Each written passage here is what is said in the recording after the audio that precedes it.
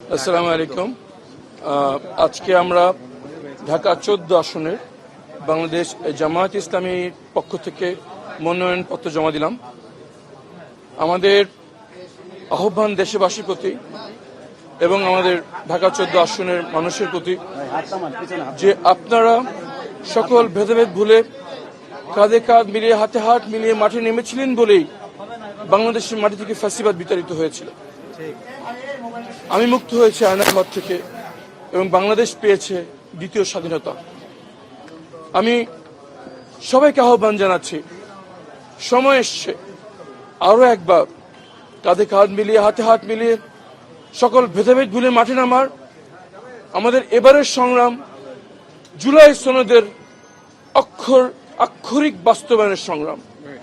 আমাদের এবারের সংগ্রাম দুর্নীতির বিরুদ্ধে সংগ্রাম। আমাদের এবারের সংগ্রাম চাঁদাবাজি, দখলদারি সহ সকল ধরনের কালো টাকা এবং পেশি শক্তির বিরুদ্ধে সংগ্রাম। যেভাবে আমরা সবাই একসাথে ঐক্যবদ্ধভাবে ফ্যাসিবাদকে বিতাড়িত করেছি, সময় এসছে আরো একবার সবাইকে একসাথে, বিশেষ করে তরুণ সমাজকে মাঠে নেমে পড়ার এবং এই সংগ্রামে ইনশাআল্লাহ আমরাই বিজয়ী হব। ইনশাআল্লাহ আসুন সবাই মিলে গড়ি নতুন বাংলাদেশ। Thank you.